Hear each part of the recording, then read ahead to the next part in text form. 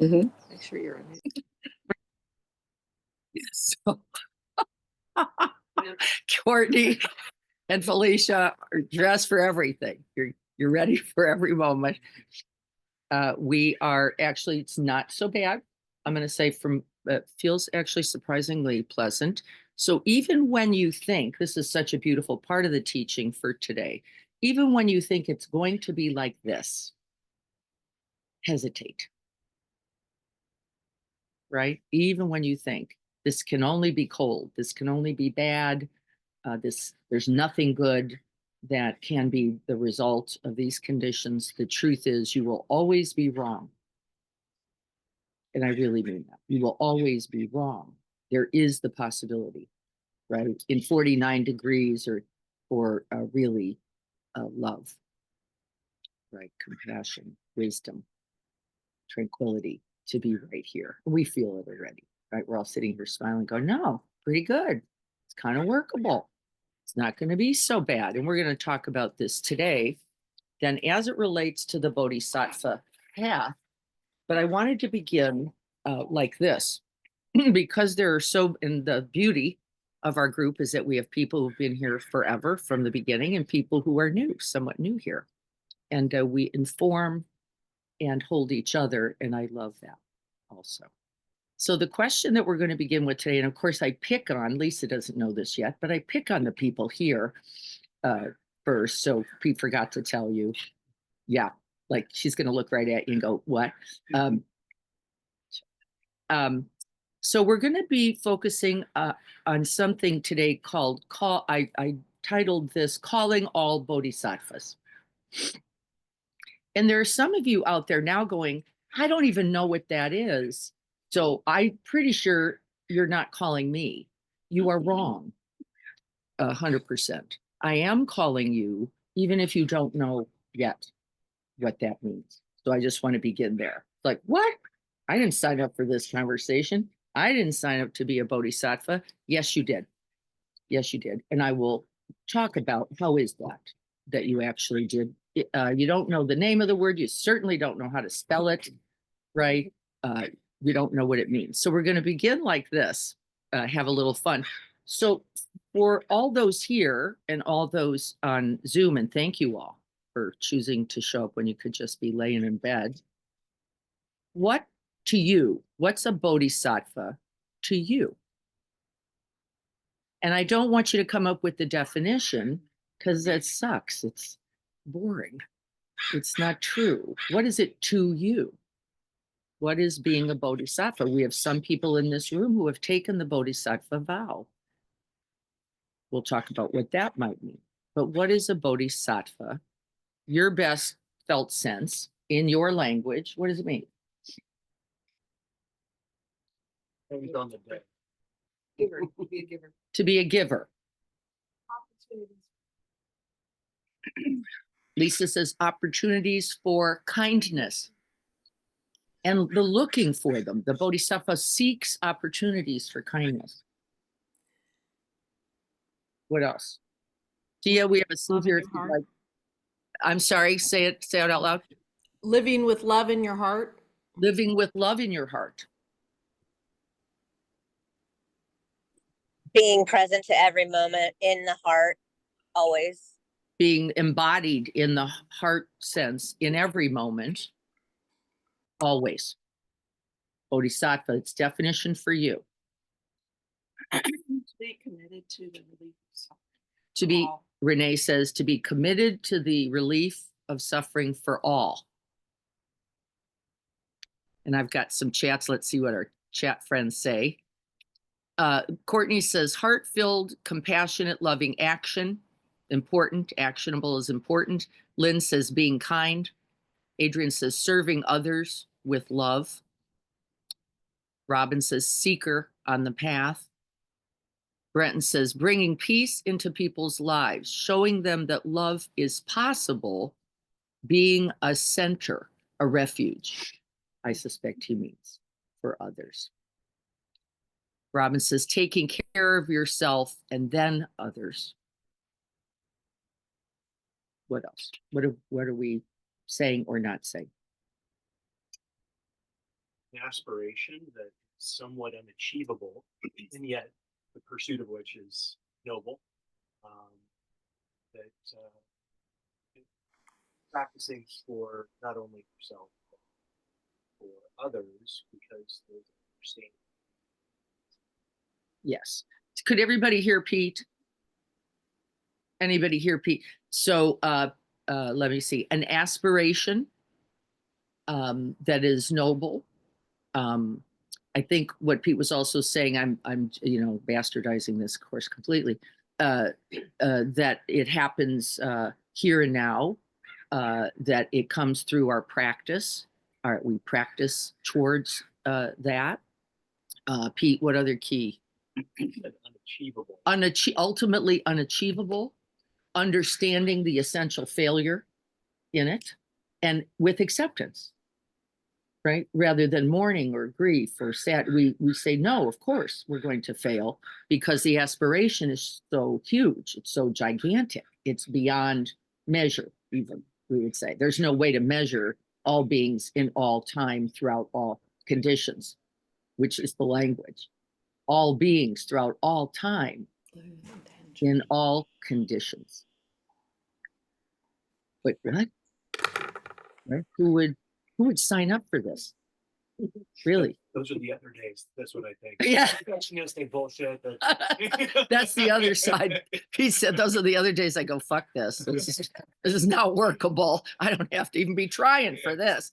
Except you do, and you do with that. Because the Bodhisattva path, we'll talk about it some more, holds everything in all conditions, under all circumstances, in all beings. That means every moment of grief, every moment of fuck this, every moment of I don't have it today, right? See, we all immediately, we go towards this pretty picture of the Bodhisattva, right? Some lofty, lit, right? Blissful, ever joyful. That's right. Every piece of this, then, including not today, folks, don't got it, hiding under the covers, can't even think about it, is a part of the path and is a part of the Bodhisattva path. But then how? What is the practice there? Because we're going to do it today. The under the covers, too cold, too hot, too hard, too scary. Today, how do we use everything? Because this is the nature of the Bodhisattva path. I really want you to hear this. Everything, and then we'll talk about Trump. Everything is the path. I had the thought, gosh, I had so much momentum, this kind of rekindled passion coming off of retreat. And now I'm noticing that it's starting to dwindle. Ew. And I thought, the second thought was, here on the path. Yes. Yes. Yes. Sitting right in this hole with this confusion, with this flagging energy, with this not so sure. And really, did I sign up for too much? I think I told her I was coming every Saturday. How do you get out of that? Really? Because I know she remembers she's auditory. What do you do now? Right? And so, yes. There is no moment then. There is no person then. There is no circumstance. There is no condition, right? That is not the path. So we've had a couple people in the last few days. It's really why I wanted to talk about this today, who have said, but I'm too grief stricken. This is the path. Can you be completely with grief? And then we'll talk about what the Bodhisattva does. That is one iteration from that. Beginning there. Can I be completely in my grief? Can I be there without the storyline that says I can't do this, this isn't workable, it's too hard, right? Can I at least recognize the storyline then? Even when I'm caught in the storyline, can I go, there's me, all wrapped up in too hard, but we're safe. I had that thought the other day. I really was like, really, this isn't going to change my life. Right? And then I went, like, I've got goosebumps. Like, can I use that too? That very thought? This isn't going to wreck my life like it's going to wreck my brother's. It's right. Can I recognize it? Can I be with it completely? Can I drop into the physical felt sense of this? I could throw up. It's hard. I'm not joking. I could throw up when I recognize the thought. Like, whoa, right? Like this is everything but the path. It's wrong. It is the path. This too. Right? That was one of Joko's favorite sayings, by the way. She died. And one of the things she was saying as she died was, this too is wonder. This dying. This too, right? This, but you're safe. So, you should probably tuck that somewhere, hide a little and go, we're doing what we can. Doesn't mean we don't, but it cannot come from, right? To recognize it, to be with it, to go, I am also looking for false refuge. Because the truth is, if others aren't okay, how in the world am I going to be okay? This is the path of the Bodhisattva. And then we remember, right? Then it comes back to us, which is, if my brother is suffering, literally, how am I possibly going to be okay? Even if I can still buy eggs, even if I can walk the trail, the butte, right? Still, how can we be okay? And this is the truth of the Bodhisattva. So the Bodhisattva uses everything. We use the good to the good. We use the painful to the good. We use the hard to the good. We use the didn't want it and the very belief thought that it shouldn't be me to the good. And so how do we do it? We remember that all of us feel all of this, right? That my brother too, the person who voted for the other team, is going, wait a minute, I'm probably going to be okay. She's not, meaning me, she's not going to be okay because she's so sad or disappointed or scared. All right. He's thinking the same thought, actually, because I talked with him about it. I went, I'm going to come out of this better. He goes, that's funny. That's the same thought I had about you. Because, right, it is going in a direction that makes more sense to me right now than it does to you. Right? And then how do we, so understand the concept of the Bodhisattva. This is one of the fears of the Bodhisattva. Let's talk about that for a moment. What's the thing we're most terrified of on this Bodhisattva path? Because we love the concept. Pete said, noble, right? Beautiful. Wow. Feel pretty good for me. Go, look, I'm in it. And then you go, look, wait a minute. Wait a minute. What's the fear? Too much. Way too much. I read that email and I was like, oh god. Yeah, I don't have it. I don't own this. Hey, look, I got my own problems. My knee hurts, I'm not able to bend like I was. I can't even squat today. This is really big stuff from my personal body point of view. I think about others, like, who's got that? And we also have to recognize that the truth really is, and we're going to point to it today, that we do. Actually, we do. We really do. We have it. This is what we are capable of. This is the first of the triple gems. You, not somebody else, you are capable of this. This is the most important and essential Dharma. It is you. There is no other greater than you this moment with these conditions, sitting here, sitting there, just like this, more powerful, more capable of what? Awakening to the essential truth that we are, what did Pete say? All united, all one. At the least, you could say interconnected and interbeing, even if you don't buy into the oneness model, right? It's okay. You could still say, nope, what you do is going to affect me. Are we clear about this yet? What you choose is going to have impact on me, because look where we are with 51.7 of people saying, not this. Whatever you're all signing up for, not this. And it is going to impact us. Trusting. Yeah. Yes. That's part of it. Mhm. Because knowing from a cognitive point of view, Yeah. right, we know from here, but what it's at least a couple people named this, has to be embodied, has to then be lived, has to then be practiced, has to then be put into action, right? Otherwise, nice idea. Really, right? Nice idea. And not only we fall on both sides of this nice idea by being terrified, right? Like, whoa, idea. We just talked about that fear part. And then we have this hopeful side of the idea, which is, it's a nice thing to shoot for. Right? It's a nice thing to have tattooed on your other ankle, as I'm thinking about. Right? How lovely. Right? That's great. Right? It's kind of funny.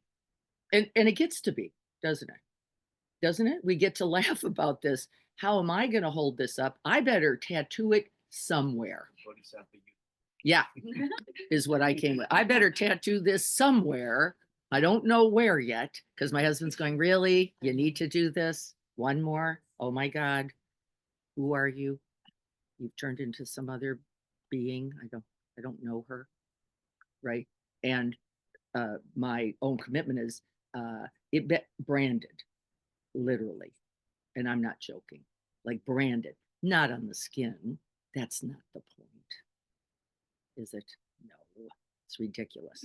Branded, though, in some quality of my heart mind that then says every teaching everywhere without exception, I practice and say it out loud every day. I can't get anybody to do this. Not anybody. Nobody. Don't lie. It's not you, because it isn't me. I can't get anybody to do it. Just every day, right? Make the statement. I can't get anybody to do it. How do I know? Because I can't do it. I'm not blaming you. I'm looking right square at me. I can't do it either because I wake up going, gotta get the there's the dog, grab the, right? Gotta get the, yeah. It's Linda's birthday today. Gotta figure out what we're doing there. And off I go. Off I go. And I'm going to ask for you to take the moment today. I'm going to ask for you to take the moment. You call up that quality in you that is, in fact, already present, says every teaching everywhere. It is already exists in you. You don't have to become an anything.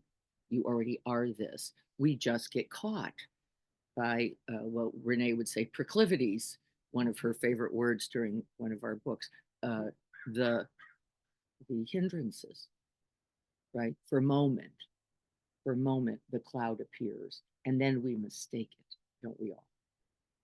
We mistake it for who we really are. It is just not true. I am certain of this. And then we get to use that very cloud. I'm also telling you, don't we? We don't even have to get it out of the way. We don't have to try to scrub it clean. We don't have to try to be other. Isn't that amazing? In any moment, the fearing one, the hoping one, the who gives a shit anyway one, the I'm safe anyway one, actually amazing. Every single one of them is the path, and we can awaken. Can't we? Isn't this encouraging? I love this. And it's true. That's why it's encouraging. It's not encouraging because of the words aren't enough. I love it because it's true. And then we practice just for a little 30 minutes every day or 10 minutes or whatever you're going to do, being still enough to make contact with both the truth of your aspiration. Remember, I'm going to ask you to call it up, to call it to mind. My aspiration today is to what? Save all beings from suffering in whatever way you say it, right? You find your way without exception, omitting none. until all beings are free. You find your way. And then you use everything, including this moment that I didn't even really want to recite the state. Right? Including this one. I would rather go out and get eggs. You know, I didn't really want to do this. Right? The whole idea of a chant or repetition, meh, not that much. Right? A little boring. Not that exciting, really. Like the same words over and over. Bleh. Oop. And actually, the neuroscience says yes, doesn't it, Pete? The neuroscience says do it anyway, say it anyway, write it anyway, think it anyway, prostrate it anyway, whatever your way. Maybe Lisa's is being in the garden. Do it. And do it with that quality of heart mind, right? And it will matter because the repetition itself paves the neural pathway. It paves the circuitry. It paves the path to the very next moment. And then we smile and go, why is this so hard? Really? Because we actually know it's true. We know that the quality of your heart mind right now is the table that you just set for the next one. And then the next one. And then the next one. And they are conditioned upon each other. And so what did we say last week? Then you place the mind right. And that doesn't mean versus wrongly. That means where you can. That is open, receptive, curious, interested, connected. That's right. That is the path. And so there's a practice called Tonglen. It is the essential practice of the Bodhisattva. Who remembers Tonglen? I know for sure. Yeah. And so Tonglen practice does what? It says, no matter what's here, no matter the murderous thought, the fearful thought, the pornographic thought, I can use everything towards the medicine. Everything can become the medicine. Even that harsh thought, even that, well, I'm safe, really. I'm not that worried.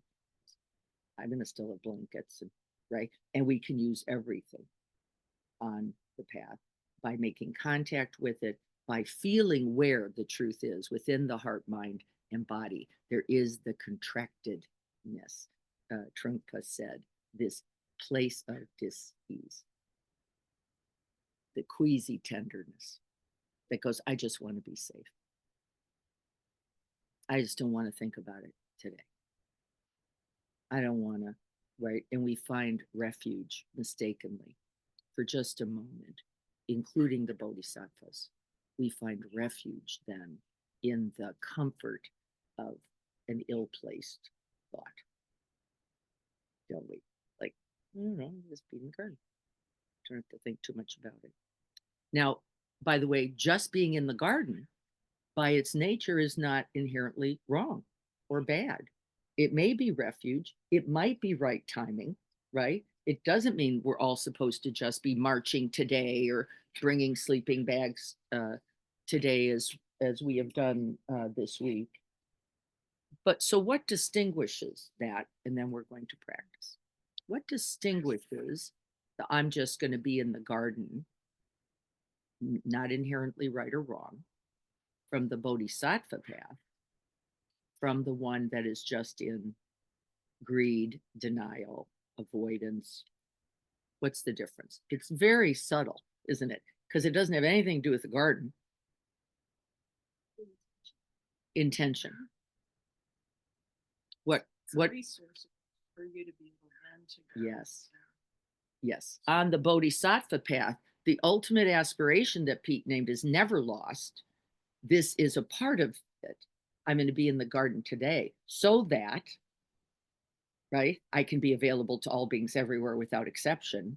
And I need to resource, Renee said, be with, climb in to my own body, my own skin, my own heart, mind, however it is, by the way, not some other way, exactly as it is. This is hard for us because we have to sort of like see ourselves going, there's a greedy me, just going, well, you're kind of safe anyway. right? And where does all greed come from? Fear. Thank you. Thank you. Right there. Scared, vulnerable, tender, human. I just want what I want because it's looking a little creepy, scary out there. And then the Bodhisattva says, not to get away from the truth of that experience, but to say, yes, just like me, right now, others feel this too. Isn't that beautiful? This greed, this just wanting, this wanting it my way, this wanting not to think about it. Just like me, others feel this too. And the minute we can remember that, really, everything has blown open because now you can breathe it, feel it, name it for not just you, but for all those others. This is the path of the Bodhisattva. Isn't that lovely? That one, just not mine, just not me, because of course it's never true. It's never true. I don't care what the thought. None are original. There is not an original thought among us. Not one. They're conditioned. That's it. They're conditioned on those. I just want to be safe. I just want not to think about it today. Right? And we've all had those thoughts. The thoughts are not the problem.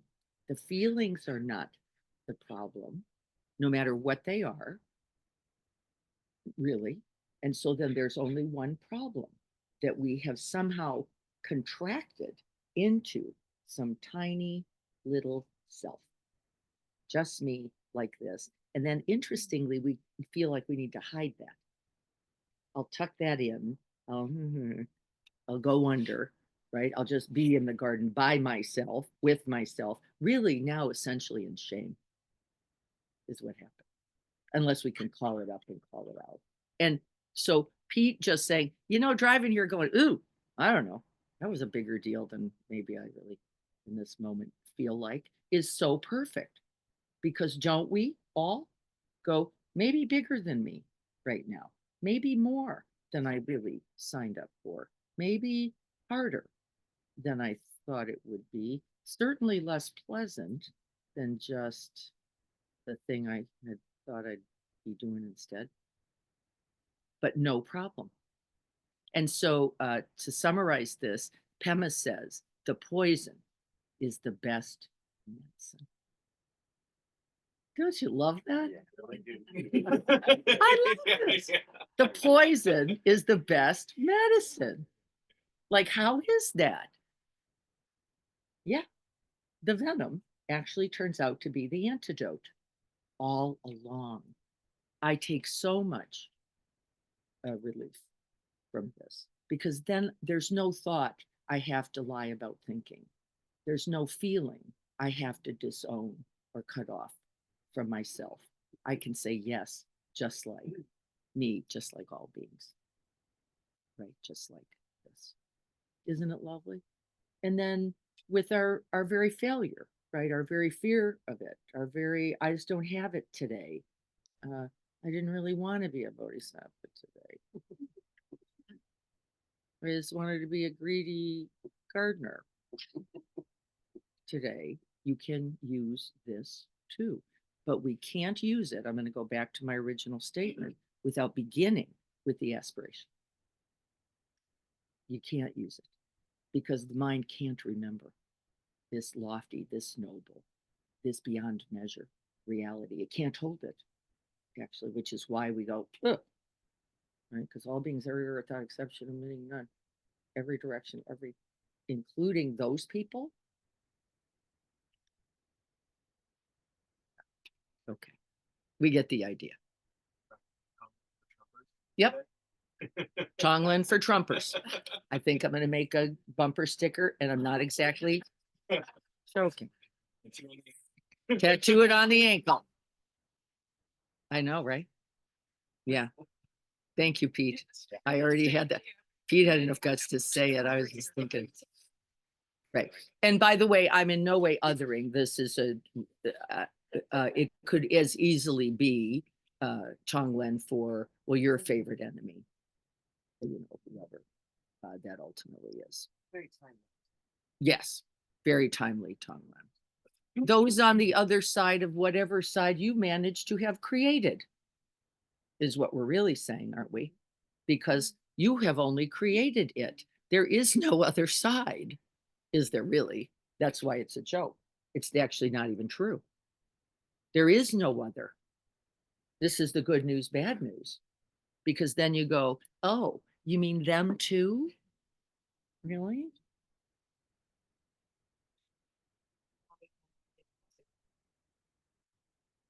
You think we like that?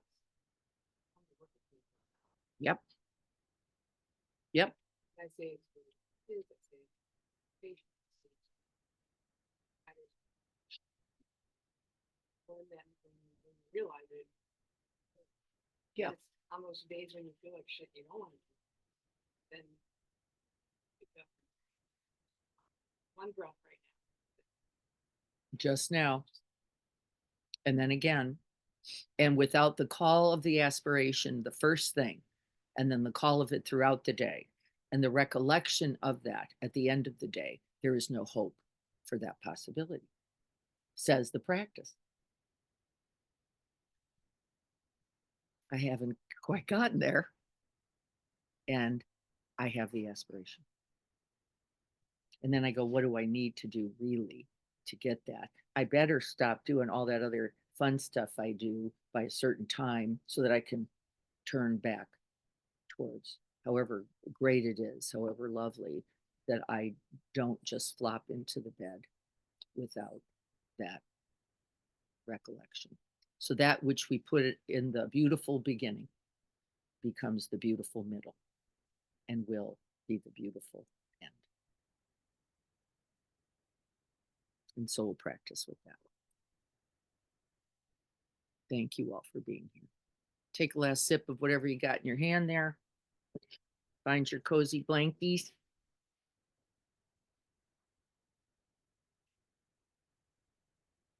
And so Bodhi simply means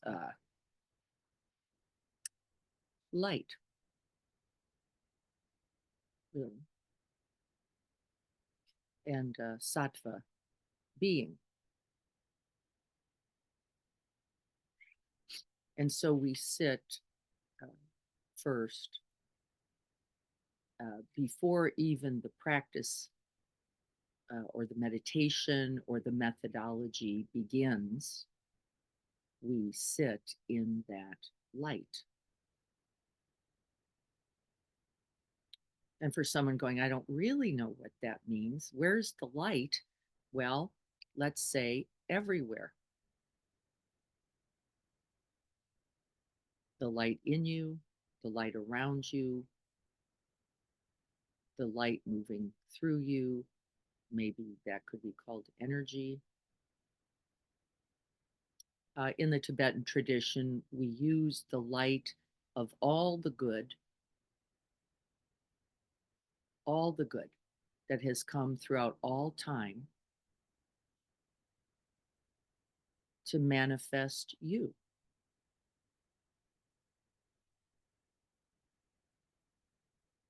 All the awakened ones, all those hardworking people doing good to allow this moment.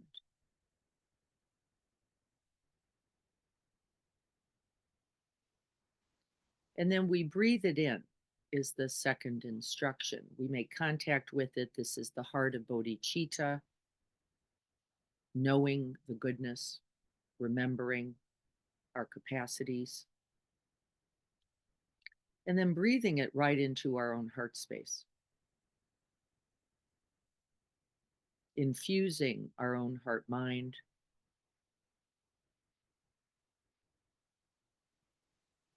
igniting the truth,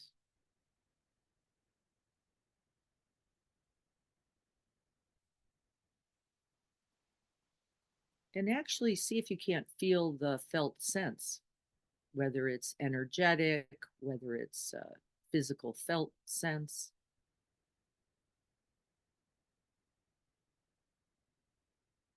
The arrival of the breath itself is the evidence.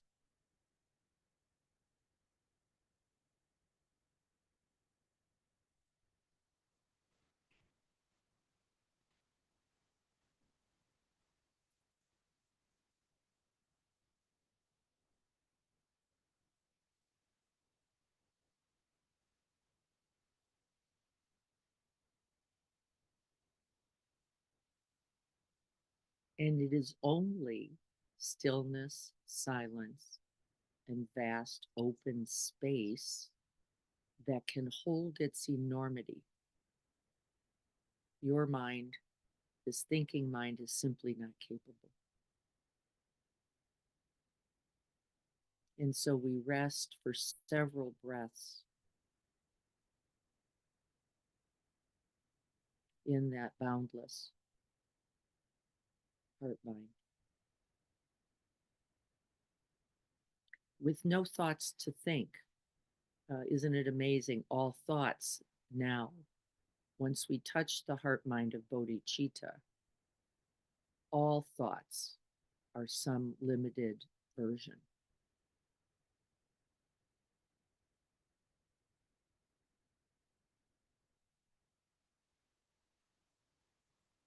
We rest then in the vastness beyond the thinking mind.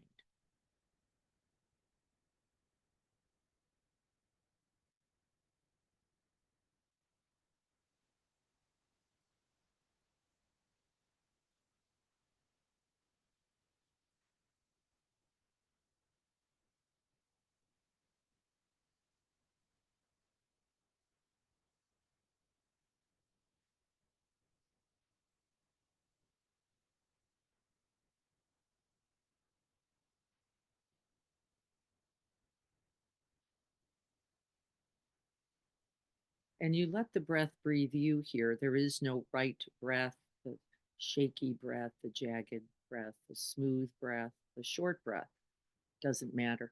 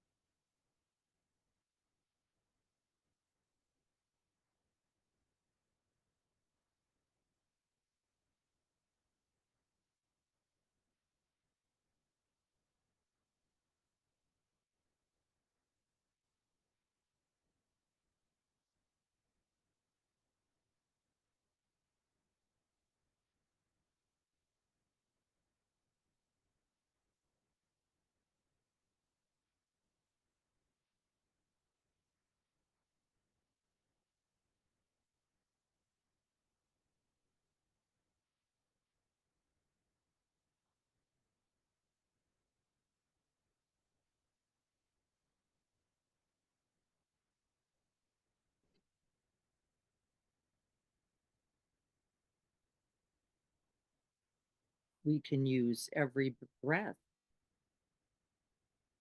as the breath of the Bodhisattva, short or long, smooth or rough.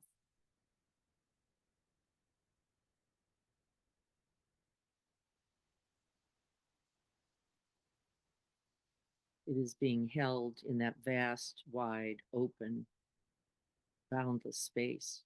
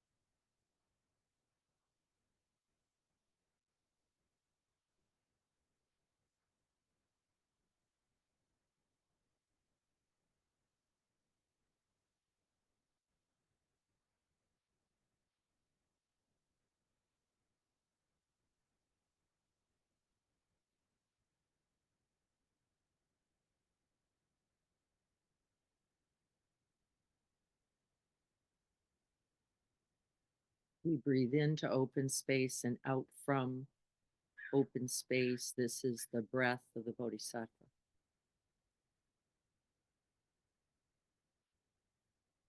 We do not take this breath as our own.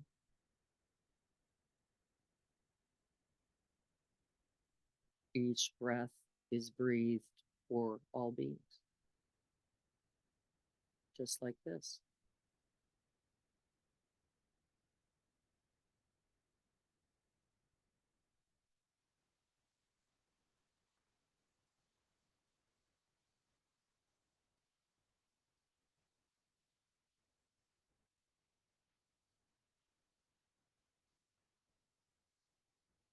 Let the aspiration itself be your guide, and then you will see whatever the breath, it's perfect.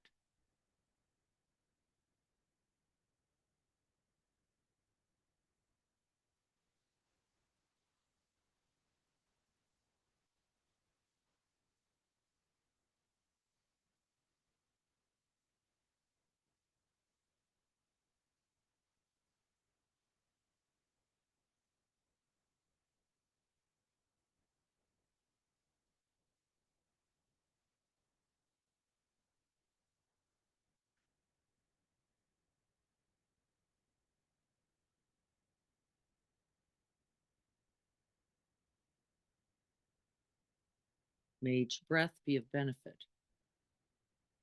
May it contribute to the end of suffering for all beings everywhere without exception.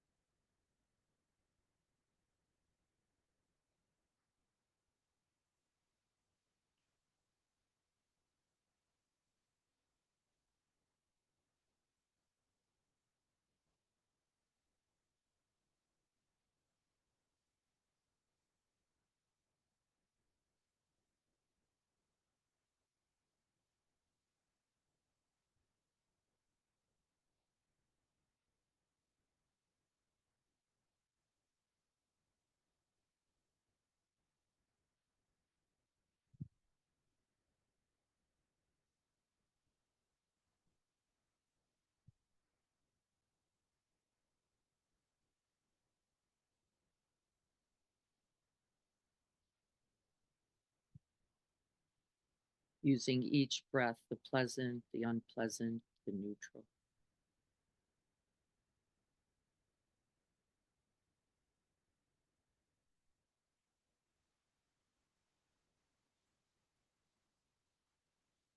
And we practice like this, beginning with something as innocuous and neutral as the breath itself. Can I simply be with each one?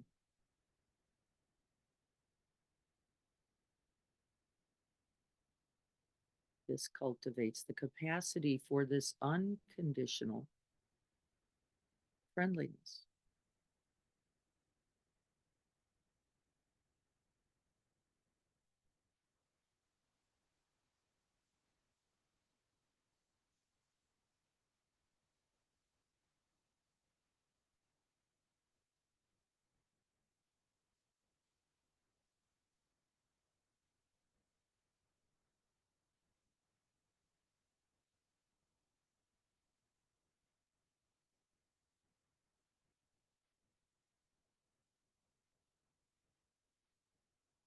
And then you'll notice a moment of a wandering thought, a mind turned towards sound. These are not problems at all. We can use this very moment as an opportunity. Can I remember and feel for all those just like me who have wandering thoughts too?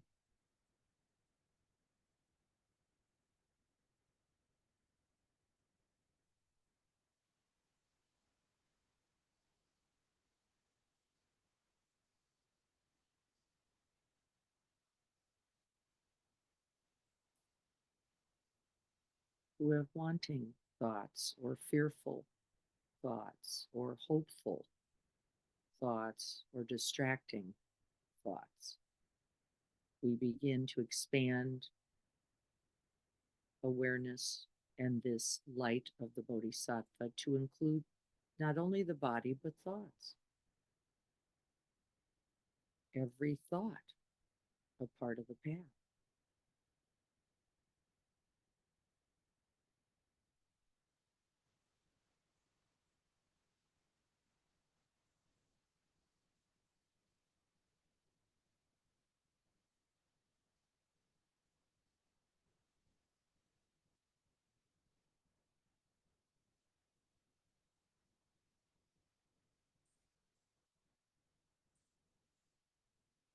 Can I hold the noble aspiration to use whatever thought arises towards the good of all beings, towards their happiness, their freedom?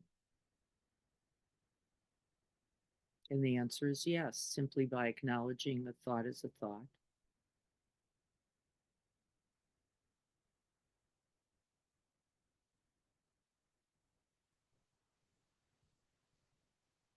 Remembering that all thoughts, conditioned existence, arising and passing.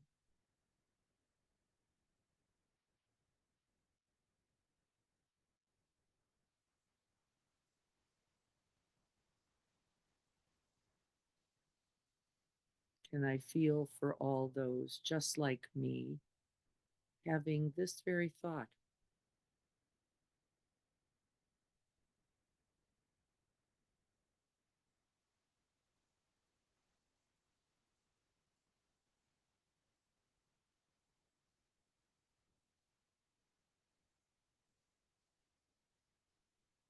And may I use this awareness to the end of suffering.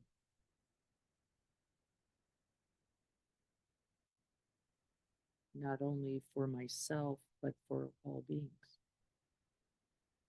who have this thought just like me.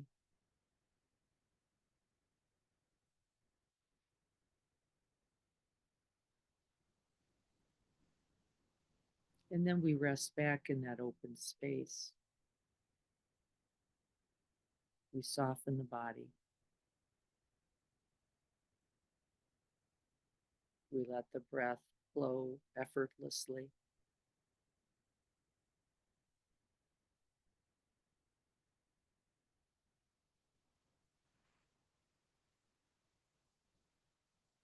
And we relax in the warmth, really, in the light, in the felt sense of this ignited heart mind.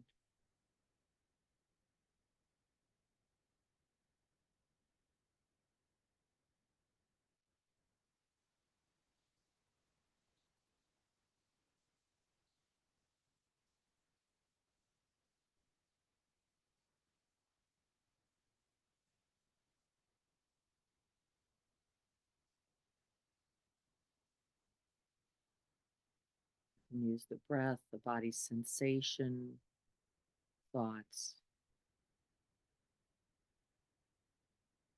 Beautiful material on the path of the Bodhisattva.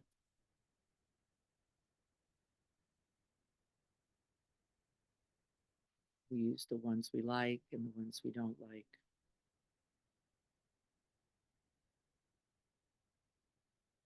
We use the ones we prefer and the ones we don't.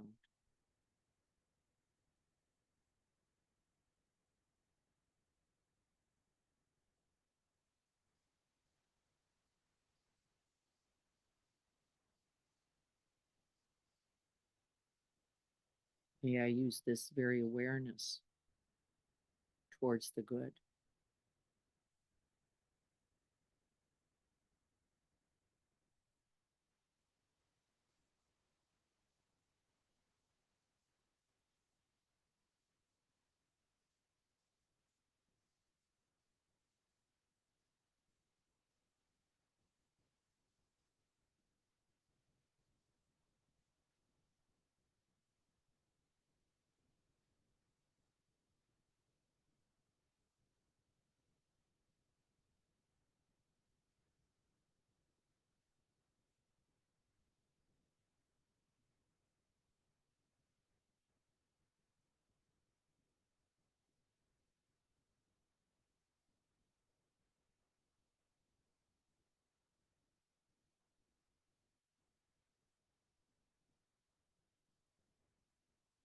We can even call on the challenges of the heart, the fear, distress, the mourning, the grief, the confusion, the anger, whatever is arising here in the way of emotions.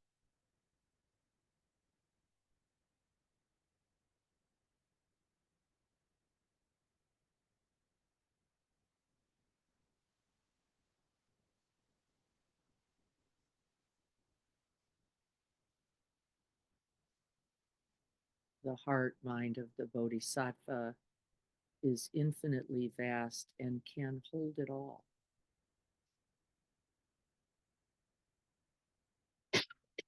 Simply offering once again space and room, essential friendliness and warmth.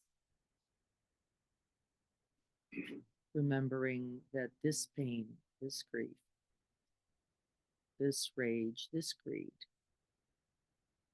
is not just mine, not just me. And then we can, with aspiration, with intention, begin to breathe it in, make contact, and stay right there in the tight spot or the tender one,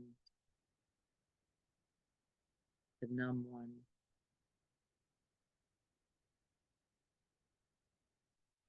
The one of preference. We can stay in contact not only for ourselves then, but for all beings.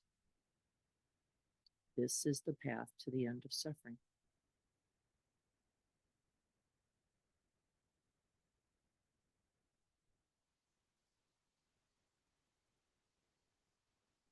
And not only do we then make contact, feel the very physical felt sense, whatever that is. I can feel that little pinchy feeling in the lower right lobe of the heart. Might be physical for you, it might be energetic. It's all good. However you make contact, we commit ourselves wholeheartedly to staying.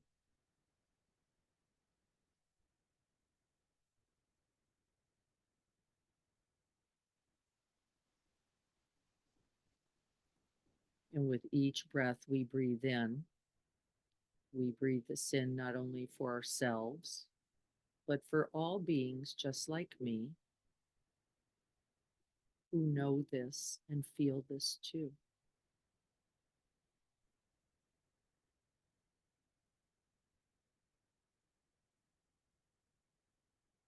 And with each in breath, the heart mind space grows bigger.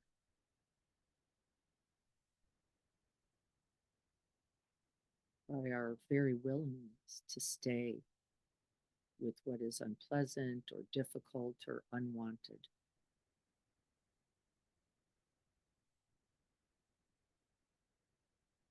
I will breathe right into this pinch, this ache.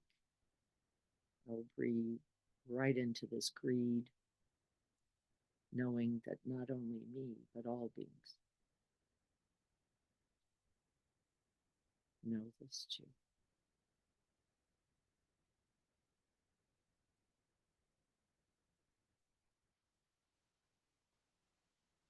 And I breathe, and you breathe, and we breathe together then for us all.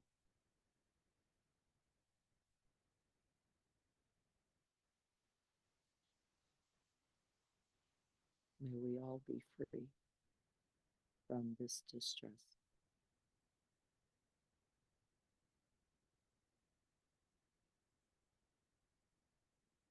From this fear.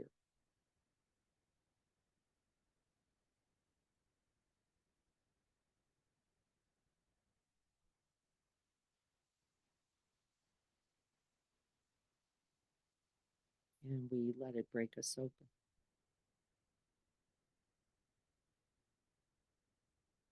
We take it on by aspiration and now by real breath, just one breath at a time.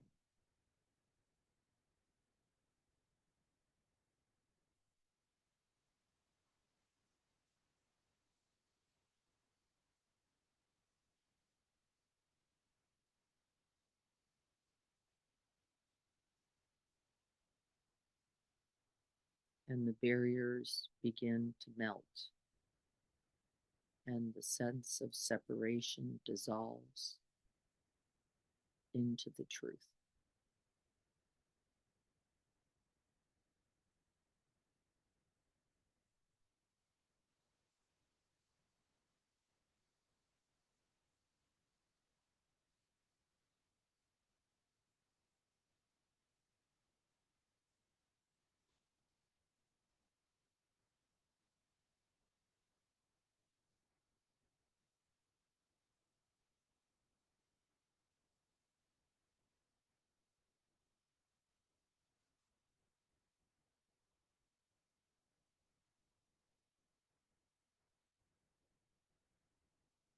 And we feel whatever we feel here, a sense of contractedness, of numbness, of achiness. And we use this too.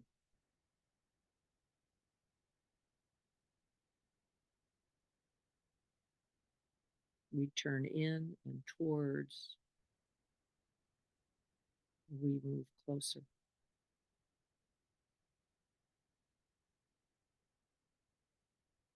May all beings be free from this.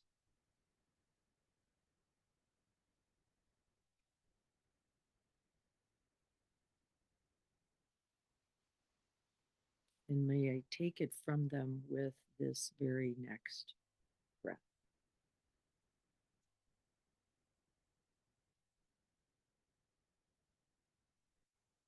May I grow this heart mind bigger, wider, and deeper to hold this very experience for us all.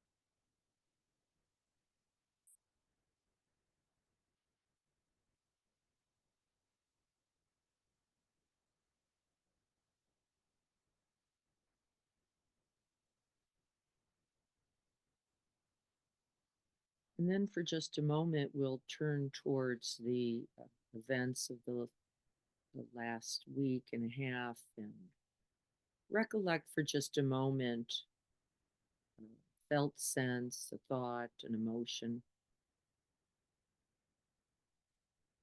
I'm going to stick with my, well, I'll be safe anyway.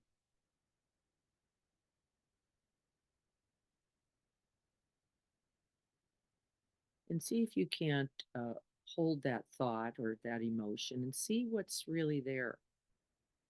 See if you can't feel into the contractedness, the grip, the self-centered, self-cherishing quality of it. I'm saying this non-judgmentally.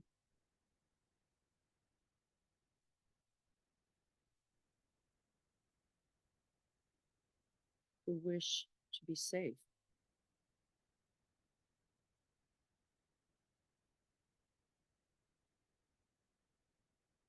The wish for ease or peace.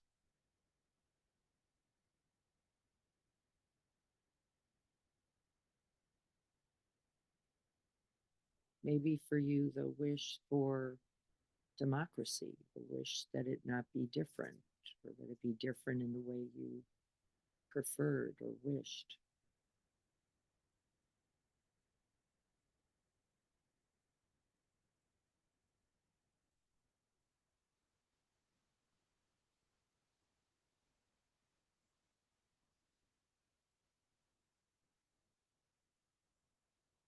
And as we recollect those thoughts, see if you can't open once again into the heart space, feeling whatever you notice there. And with my statement, I'll be safe anyway. I can feel the complete contractedness of it. The I just want it my way.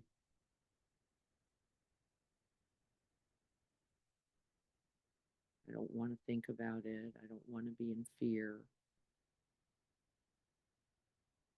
I don't want anything to really be different.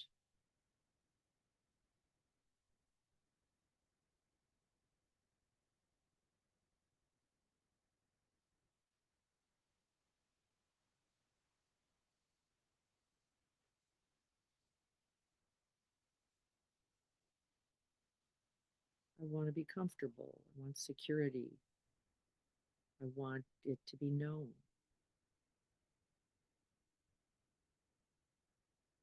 Maybe even guaranteed.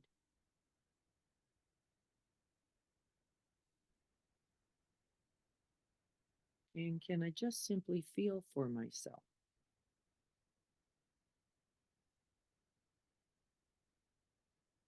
Recognizing my own fear, my own vulnerability.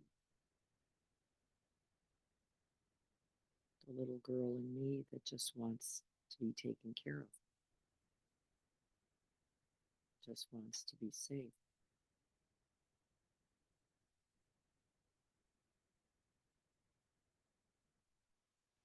And wishes or hopes that someone else could make it so.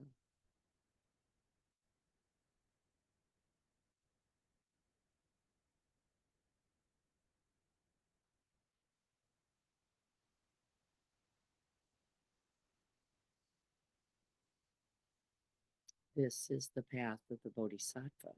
Nothing to change or rearrange, no other feeling to be felt. Can I hold myself in this?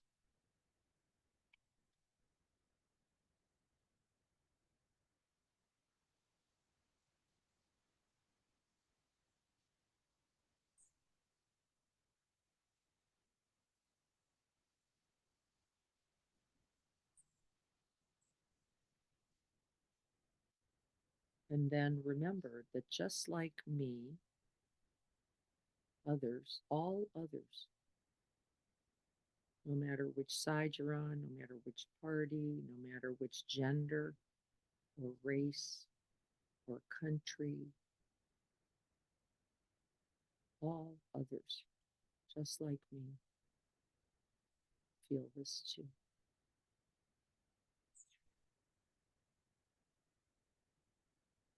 And we breathe it in.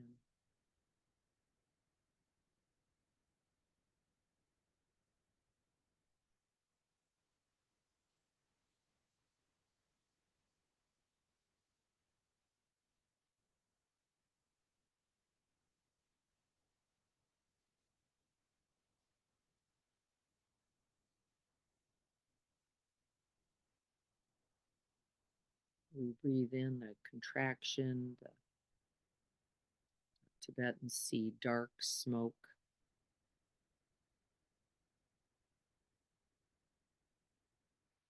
We willingly breathe it in. We're already here with it. And we send out relief.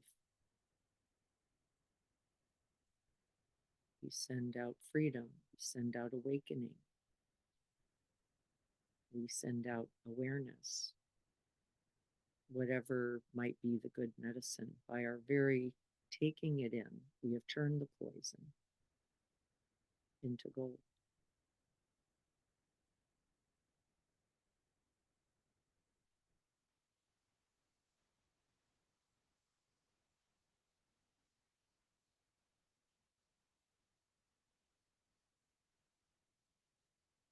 And then we breathe the one breath for all beings.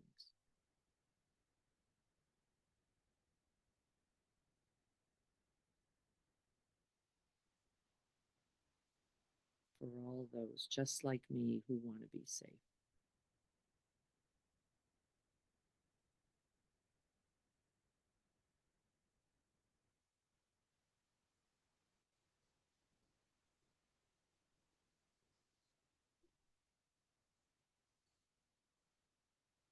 And then we send out that safety.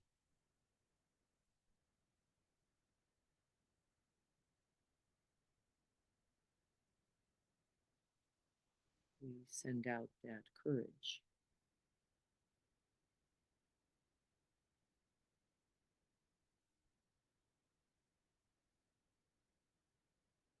And we send out that commitment.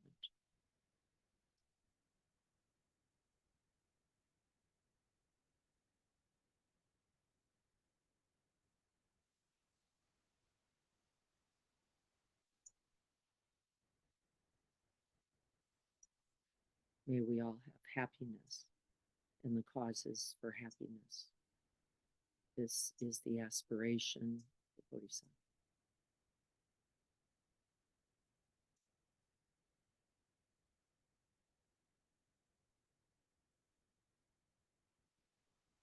May we all be free from suffering and the causes of suffering.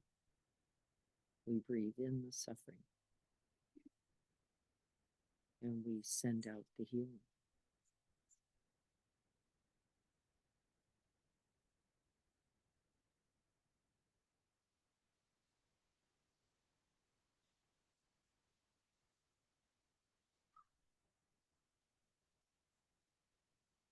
May we all rejoice at our good fortune and wish this good fortune for others. And so we breathe in the good news and we send it out.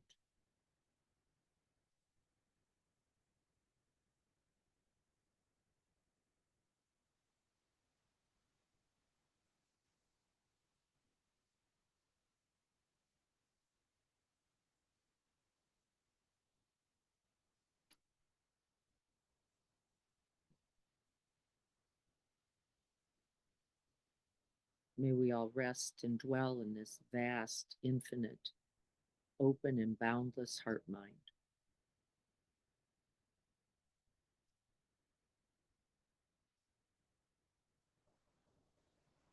Until all beings are free from sorrow.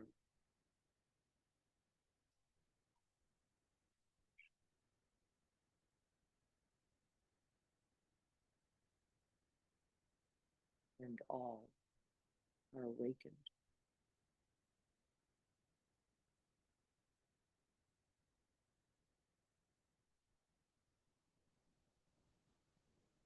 And then we rest in that vast, open, spacious heart.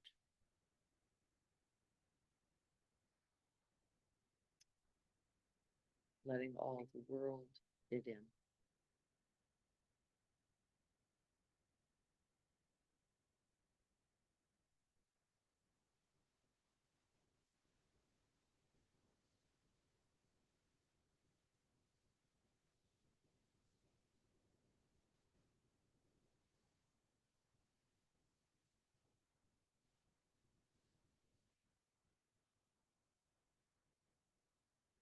And may this practice this very day be of benefit.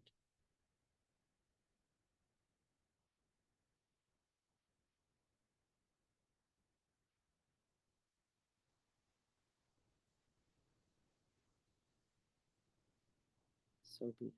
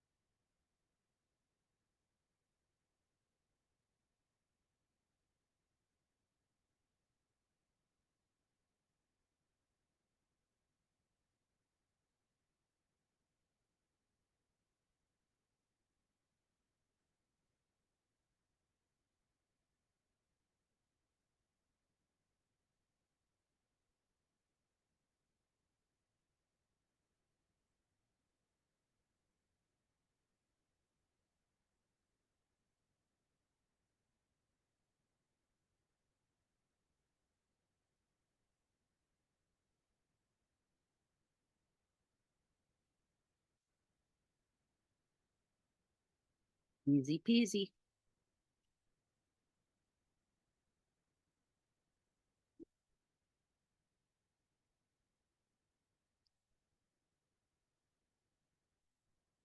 So then, what else do we need to do? What else do we need to know so that we can do it?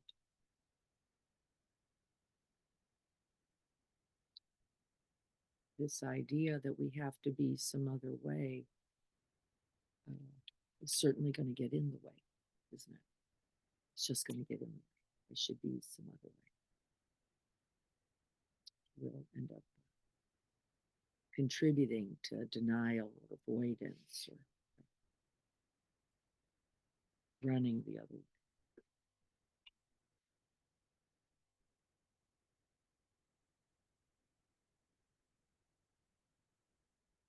And can you see that maybe for just one breath, one moment, it's workable? Just right like this, just now. Not some other way, not some other day, not some other, when I finally get to whatever we thought we needed to get to. Right. And Jamie writes, being able to observe and really know that avoidance, right, is skillful. Right. And then we're not bypassing, are we? We're not trying to like be something else that gets us in so much trouble, really, doesn't it? Because it's not livable. It's not livable. Then we just, with this, right, fear, this greed, like this wanting it some other way, this wishing it would have been the other way, right? We don't have to actually change the thing. And changing it really inherently by the very willingness to be with it. You have transformed it already just by the willingness to turn towards it. Isn't that crazy?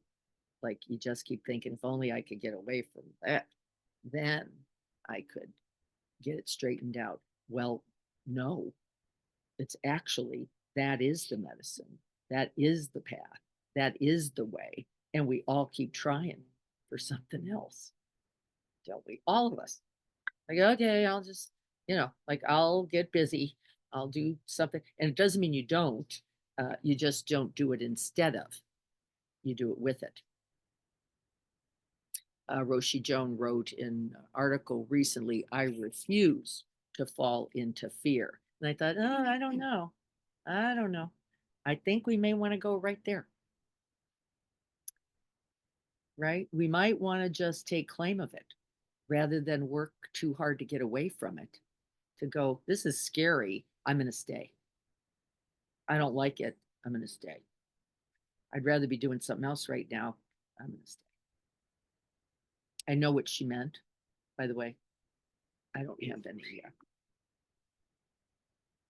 There's no fault in the statement, but I think we have to be careful because then we can push the truth somewhere else and then become a caricature of fearlessness, which, by the way, looks quite aggressive. I will say, dramatically so. It'd be better to know the fear than to reject it. Right. So let's be careful about the and half of the song, at least, maybe has said, I'm not ready to do anything. And the good news is, well, you don't have to act first. It would be wise to be with, sit with, feel into what's really here. That's skillful also. You don't want to leave home without your map. You'll just go in circles.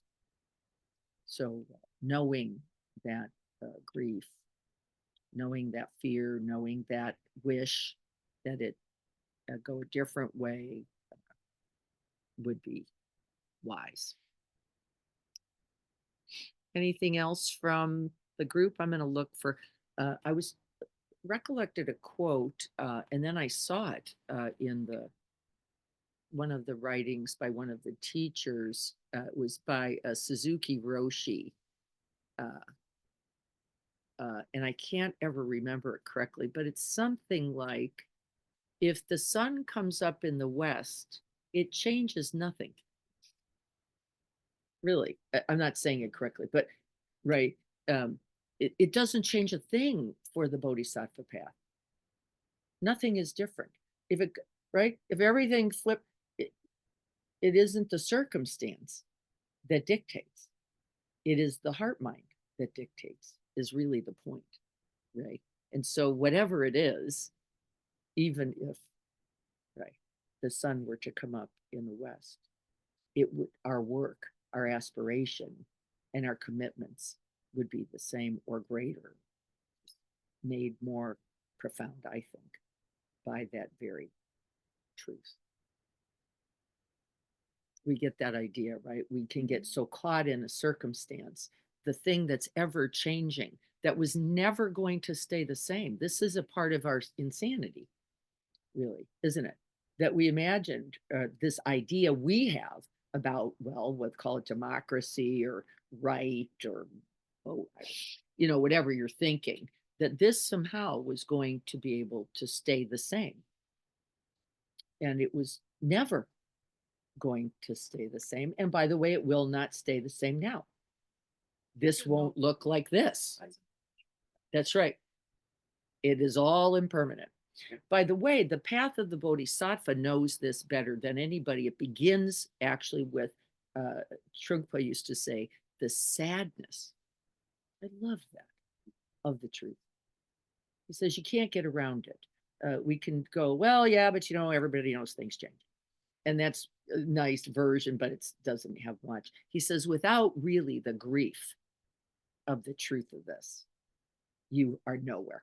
You're not close to the Bodhisattva path if you're not willing to actually be in the ache, knowing that everybody just like you knows this ache too, this pain too, the wanting it to be like this, right?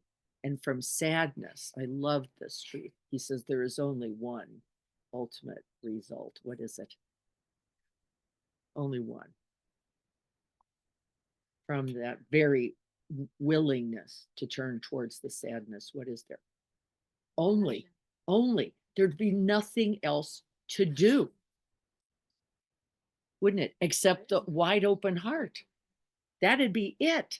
You're not going to fix it. You can't make it better. You can't secure a thing at all. And the trying gets you in more trouble because then you feel failed or deficient, or why can't I just get this to go away? Even he says, no, this doesn't go away. It's transformed by your willingness to actually be with it.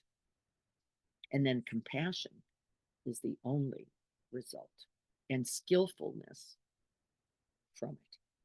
Whatever you do then, from the truth of impermanence, the holding it close, knowing, opening the heart in the face of it, there'd be only good to come of it, and it could never be otherwise. And you see the truth of that, right? What could you, it wouldn't matter what you did then. Whatever it would be, holding that would be towards the good. Yes, literally, right? Could only be alive. But it wouldn't be getting away from anything, would it then?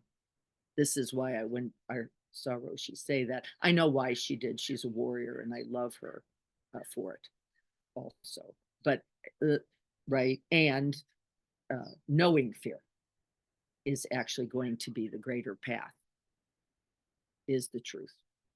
Knowing that sadness, knowing that grief, knowing that fear, right? Knowing that greed is way closer to the truth of what we can then become. Because then Tonglen and compassion are the only, like, I can't fix this. I can't stop this. I can't even make it go away. But none of it is the work. And then I feel a little relief. Don't you? Like, I don't even have to try to make it go be some other way now. And then I feel a little encouraged. I feel a little spirited. I feel a little energized. Like, okay, let's go. Let's go. We'll go together. We'll go into fear, into pain, into together, right? And that's the third. Often I wake up and realize, what if there's no sun? What happens then? Where do we go? Yep. Right. Right. If any of these essentials are different by one drop, right? Boof. And so what? Then I live this day with that truth.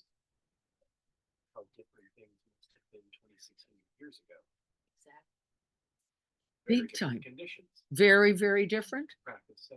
Yep. Everything's still the same as it relates to practice.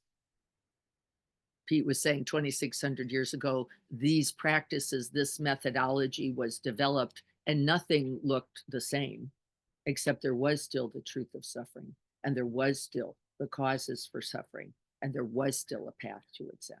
That was and those are called the noble truths for that reason, beyond conditions, beyond circumstance, beyond preference, beyond your ideas and mine, right? Those truths are immutable, right? And we hold them close. So I want to check our time. I think we're probably pretty close. Anything else? Yes. I want to read what Brenton had to say here. Good morning, Brenton. So good to see you. Pete and Bray over saying good morning, Brenton. We think that by protecting ourselves from suffering, we are being kind to ourselves. Yeah, that's one of the bypasses in our current culture for sure, which is somebody just said to me yesterday, self-love doesn't only include you. And I thought, boy, that's really the Bodhisattva statement. It doesn't only include you. Self-love is that I can be resourced sufficiently to what? Act skillfully, act kindly, act compassionately, act with care. The truth is we only become more fearful. This is absolutely correct, Brenton. Don't you notice it? Right? So the Rancho Santa Fe folk have the biggest fences in the world. And they do. Why? Look. How am I going to save, protect, keep, secure, right? With as much as you have, one of the things that comes from that is how do I keep it? How do I guarantee it? I'm not saying that there's anything wrong with having something. I'm saying you've got to also apply the same rules, which is this too will be lost. This is when we recollect the remembrances. This too will change. Everything I love and cherish will ultimately be changed. I know, Lisa. I know, big eyes for me too. Like, bleh, really? Why do we call it to mind? Not to cause suffering, but to cause the grip that is the suffering. It's not the truth that is the suffering. It is the grip. But like, how do I, what are we doing? What? The dog is deciding to play with my leg actively here, right? The truth is we only become more fearful, more hardened, and more alienated. And from what? It isn't the other. We become alienated from our own hearts. We have walled them off.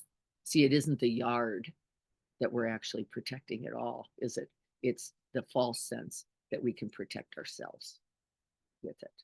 And in fact, we already know better deeply, don't we? Go like, well, that's a little point. Right. I remember when my husband was building me the gate here, actually the gates for the dogs, right? Because so they can play. The grand pups can play in the back without being endangered in any way. And I remember thinking, should we make a taller gate? And he went, for the dogs? No, not for the dogs. I thought in case Armageddon happens, a taller gate, right? I could at least get them as they're coming over the wall. The zombie apocalypse, right? I got at least 3 more seconds to get somebody if they come over that thing. Right. And the truth is, can you see that? Yes. Can you know that fear? Yes. Yes. And then you can let it be. Honestly, there's not a thing more to do except to go vulnerable like this, human like this, fearful like this, othering like this. And then I smile. Yeah. I don't have to change anything. And I can feel for myself. Can't I? And all those others just like me who live in really nice neighborhoods and are not less fearful. and more so. And then maybe, yeah, more to lose. So much fear and heart wide open. There's absolutely, right? Heart wide open, big fear. And can we tolerate? This is the definition of mental health. Really, can we tolerate our own distress? Definition of mental health. To the extent to which we can know our fear, we can know our grief, we can know our pain, we can know our, and be with, stay with, breathe with, abide with. This is the, how interesting. That's the path of the Bodhisattva. Now the new definition of mental health. That's a nice little alignment, isn't it? Wow, that was it. And it said, begin with you. Begin with you. It's like you tolerate your own fear. You name your own fear. You name your own greed. You name your own. And that by itself is the progress towards holding the distress, not just for you then, right? But for others. And I think that's right. Well, it inherently does itself. there's into it that I think you gotta use, and I didn't That's right. with my wife and clients, and they have opinion day this week, and I'm like, this shit is getting boring. Yeah. So, Yeah. see it. Yeah. Eat it. Yeah. Yes. That's the path of the Bodhisattva. See, there's nothing else to do, Brad, then, but use it. Because if you know it, right, and you are already sensing and seeing and knowing the repetition, you're going like, this is what's boring. Like, it's so bad, it's so horrible, it's so terrible, it's so, and you're going like, already. It doesn't make it more or less true. That's not the point. But can we just be with that rather than if they, if them, if so only they'd hire, if only he'd have picked a different cabinet, we'd be okay. If only that guy would do something different. No. See, this is that Pema saying you keep looking for a babysitter. You want somebody else to show up and do it different. And you stay in distress because it's not going your way again. Well, let's plan on it not going our way. Let's go. And what do I do with that? And by the way, do we have to feel differently? No. Do we have to be with that? Yes. Yeah, because I think there's some good-hearted, good-intentioned people who are almost unconsciously slipping into a little more self and division E. in Oh, big time. this process. And it's like, Big time. whoa, Big time. Big time. We are doing it big time. Yes. And whatever else we do, it will not be other. Whatever else we do, because that would be as far from the Bodhisattva path as I know it to be. The minute you go them, it, their choice, we're lost. See how you talk to yourself. You know, this week I'm thinking, so I'm going to try to say it like, given this is happening, what's the next thing? That's right. And actually, in a weird way, by the end of this week, I was getting a little more positive, and especially with the song with some of the efforts that we've been making. Yes. I'm thinking all the efforts we've been making can be really supportive of some potential consequences. If I say this really objectively, Yes. consequences really are, we have an opportunity. Yes. And maybe, you know, it's not about magnitude, it goes back to what you're saying about intention, That's right. you know, and every time we donate a code, I feel like, okay, Yes. one more little piece, one more little drop. Yep. And that all counts.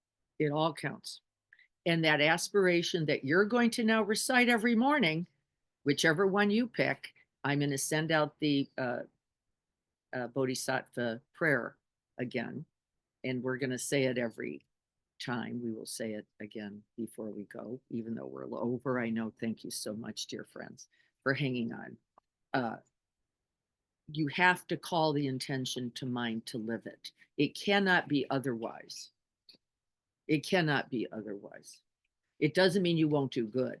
It means it will be coming still from a self-directed place until you go every jacket, every sleeping bag, every donation. And Carrie's made me promise to say that we are still collecting our money, EMC is matching. Whatever you donate is going to be matched to one of the three national and or global. And we're going to extend that. There's no reason to end it on December 3rd. That's just Giving Tuesday. We're going to keep that going, I would say, through the end of the year, because we can gather those monies and then send them before the end of the year. So know that we're focusing on that. We were focusing on sleeping bags. We were focusing on some 3-man tents. We're going to keep talking about that also. But for now, just know that's going to stay alive. We're directing ourselves to the present moment and what we could do just today. And we could get sleeping bags to our friends at Philabelly. We got to talk to Joe, who is one of our unsheltered friends there, who had just gotten one of the tents. We were making a commitment to give him one of the tents, which was really lovely. And we will have a Philabelly dinner that EMC sponsors on January 9th. So that'll be future. But here we go. Here's the link. A note for what it goes. Note, for? yeah, there's a note option. And you can say either to like Philabelly, which would be towards the tents, you could, and sleeping bags, or you could say the match. You just wrote match. Got it. That'll mean we're going to double that. And then it goes to one of those three. If you have a preference for the three, they're on the website. Start taking a look at what they are. They're all good news. And we already gave a whole bunch of money to World Central Kitchen. And they are very, very grateful. And that was so exciting. And that was matched by times, I think it turned into $22,000. The money that we gave, that was doubled by us, that then they tripled. We ultimately it was a $22,000. Isn't that incredible? Okay, so here we go. Bodhisattva prayer for those who are still with us. And then we touch into the heart of bodhicitta again. We feel into that vast open space with room for the whole world to fit in. It is big and brighter than this very sky. And we rest there. May I be a guard for those who seek protection, a guide for those on the path, a boat, a raft, a bridge for those who wish to cross the flood. May I be a lamp in the darkness, a resting place for the weary, a healing medicine for all who are sick, a vase of plenty, a tree of miracles. And for the boundless multitude of living beings, may I bring sustenance and awakening, enduring like the earth and the sky, until all beings are free from sorrow and all are awake. May we dedicate this practice today to Tanya and Alex, to all those in need. May they know they are loved. So be it.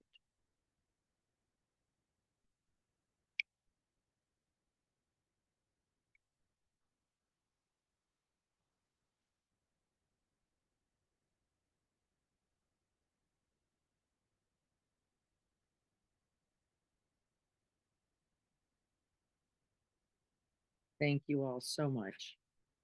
You, oh Bodhisattvas. Thank you.